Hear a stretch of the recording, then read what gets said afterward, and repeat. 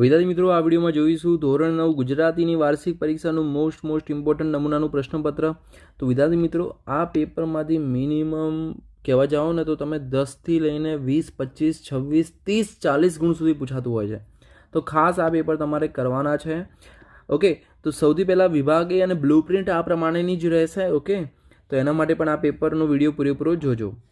સૌથી પહેલાં છે તમારે જોડકું જોડવાનું છે. અહીંયા તમને ઉક્તિ અને પાત્ર આપ્યું છે. આવી રીતે તમને કવિ અહીંયા લેખકના નામ અને પાઠના નામ હશે, અથવા જે પ્રકાર છે એ પણ પૂછી શકે.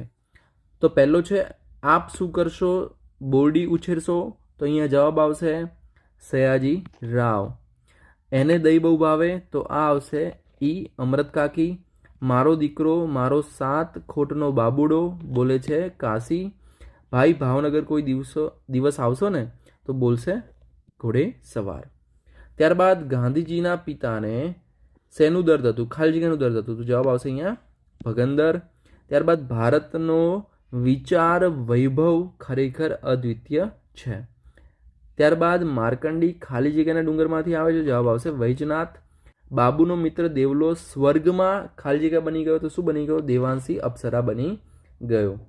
ત્યારબાદ અરુણિમાના સંકલ્પના આધારે તમે શું સંકલ્પ લેશો? તો શું સંકલ્પ લેશો કે ભાઈ જીવનમાં કદી નિરાશ નહીં થઈએ અને જ્યારે પણ મુશ્કેલી આવશે ત્યારે ધૈર્યથી, હિંમતથી, મહેનતથી આપણે કામ કરીશું. ત્યારબાદ લેખકે યુગાન્ડાના બેતાજ બાદશાહ તરીકે કોને ઓળખાવ્યા? તો જવાબ અહીંયા આવશે નાનજીભાઈ કાલિદાસ મહેતા. ઓકે, લખતો નથી, બોલું છું, ધ્યાનથી સાંભળી લો. નાનજીભાઈ કાલિદાસ મહેતા. ઓકે, ત્યારબાદ ક્વેશ્ચન જે છે એ ઇમ્પોર્ટન્ટ ક્વેશ્ચન છે. આ 3 પ્રશ્નો તમારે કરવાના છે. આમાંથી પૂછાય એવા 3 પ્રશ્નો છે. આવું જ ગુજરાતીનું મેં બીજું પેપર પણ બનાવ્યું હતું, તો એનો વિડીયો પણ જોઈ લેજો. એમાં એક્સ્ટ્રા ક્વેશ્ચન તમને મળી જશે. ત્યારબાદ મુદ્દાસર પ્રશ્નો છે. આ 3 કરી લેજો. ગમે તે 2 તમારે લખવાના છે. આગળના જે પ્રશ્નો હતા એમાં પણ ગમે તે 2 લખવાના હતા. ત્યારબાદ નેક્સ્ટ છે પદ્ય વિભાગ. તો અહીંયા શું પૂછે છે ભાઈ? કૃતિ આપી છે અને સાહિત્ય પ્રકાર આપ્યો છે. પુત્ર વધુનું સ્વાગત, તો અહીંયા આવશે ગીત, એટલે કે ઈ આવશે.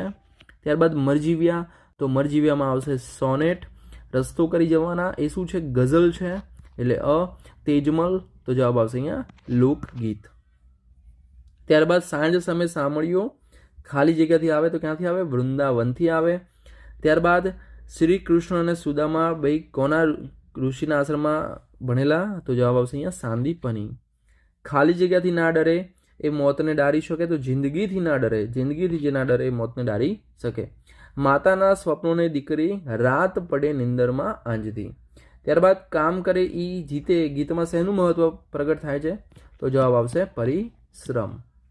રદીફ અને કાફિયા કયા કાવ્ય સ્વરૂપને સુસંગત છે? તો જવાબ આવશે અહીંયા ગઝલ. શું આવશે? ગઝલ. ત્યારબાદ ક્વેશ્ચન છે 3-4 વાક્યમાં લખવાના છે. ગમે તે 2, 3 કરી લેજો, ઇમ્પોર્ટન્ટ છે. ત્યારબાદ મુદ્દાસર 3માંથી ગમે તે 2 તો તૈયાર કરી લેજો. ત્યારબાદ વ્યાકરણ વિભાગ, બહુ અગત્યનો વિભાગ છે. તો અહીંયા તમે ખાસ જોઈ લેજો બી કયા પ્રકારના ક્વેશ્ચન છે. બરાબર. તો પહેલી છે જોડણી. તમે ટેસ્ટ આપી શકો તો બેસ્ટ આપજો. ઓકે, 20 ગુણનો ટેસ્ટ, જોઈએ કેટલા ગુણ આવે છે તમારે. પશ્ચાતાપ, તો જવાબ અહીંયા પહેલામાં શું આવશે? પશ્ચાતાપ.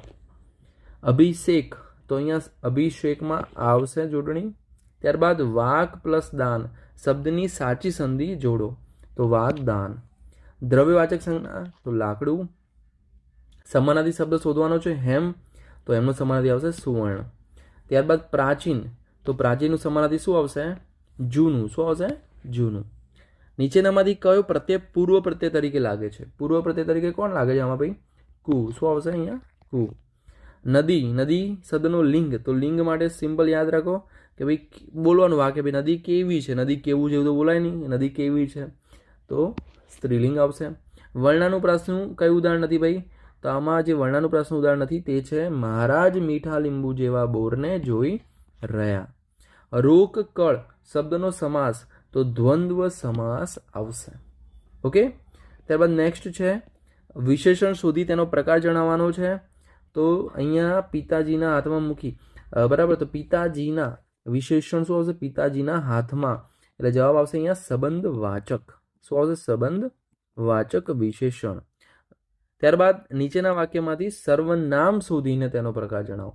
તો અહીંયા સર્વનામ છે પેલું, તો પેલું માટે આવશે દર્શક સર્વનામ. ઓકે. ત્યારબાદ તળપદા શબ્દનું શિષ્ટ રૂપ આપવાનું છે ઢાંઢો, તો ઢાંઢામાં આવશે બળદ. શું આવશે? બળદ. વિરોધી પ્રત્યક્ષ તો પરોક્ષ.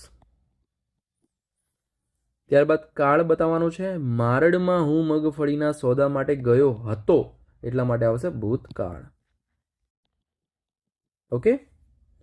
ત્યારબાદ નેક્સ્ટ જોઈએ, રેખાંકિત વાક્યાંશ માટે કયો રૂઢિપ્રયોગ યોગ્ય રહેશે તે શોધીને લખો. તો આ વાક્ય માટે વાક્ય શું છે? માણસે દુઃખી લોકોને સહાય કરવા આગળ આવવું જોઈએ, તો અહીંયા આવશે શું આવશે? વારે ધાવવું. શબ્દ સમૂહ માટે એક શબ્દ, રસ્તામાં મુસાફરોને પાણી પીવાની જગ્યા, તો જવાબ આવશે અહીંયા પરબ. નીચેના વાક્યને કર્મણી વાક્યમાં ફેરવો. જનક ખડખડાટ હસે છે, તો અહીંયા આવશે જનકથી ખડખડાટ હસાય છે. નીચેના વાક્યનું વિધિ વાક્યમાં રૂપાંતર કરો. એ મૂંગી છે પણ કંઈ બહેરી નથી, તો શું બનશે કે ભાઈ એ મૂંગી છે, એ મૂંગી છે પણ સાંભળી તો શકે છે ને, સાંભળી તો શકે છે ને. બરાબર. ત્યારબાદ નીચેનું વાક્ય સાદું વાક્ય છે, સંયુક્ત વાક્ય છે કે મિશ્ર વાક્ય છે તે ઓળખાવો. ડોસી રાંધતા હતા, તો અહીંયા આવશે સાદું વાક્ય. કયું વાક્ય છે? સાદું વાક્ય. ત્યારબાદ બિંદુ શબ્દના ધ્વનિ ઘટકો છૂટા પાડવાના છે, તો શું આવશે? બ પ્લસ ઈ પ્લસ ન પ્લસ દ પ્લસ ઉ. ઓકે. બિંદુ. આવું ને આવું ગણિતનો વિજ્ઞાનનો વિડીયો બનાવેલો છે ઓલરેડી, ડિસ્ક્રિપ્શનમાં મળી જશે, જોઈ લેજો. ઓકે. બધા ઇમ્પોર્ટન્ટ ક્વેશ્ચન છે બધા. હવે જો રવાનુકારી શબ્દ, તો રણ જણતા, અહીંયા શું છે? રણ જણતા. ત્યારબાદ વિદ્યાર્થી મિત્રો વિભાગડી અર્થગ્રહણ લેખન છે. સફળતા જિંદગીના હસ્તરેખામાં નથી હોતી, ચણાયેલી ઇમારત તેના નકશામાં નથી હોતી. કેટલું જબરદસ્ત વાત કરી છે. આ જીવનમાં લાગુ પડી શકાય એવો આ વિચાર વિસ્તાર છે, અર્થ વિસ્તાર છે. પછી એના હાથમાં આ છે, એ પણ બહુ મહત્વનો છે. પછી અહેવાલ છે, નિવૃત્ત થતા શિક્ષકના વિદાયનો, અથવા એના હાથમાં પત્ર છે.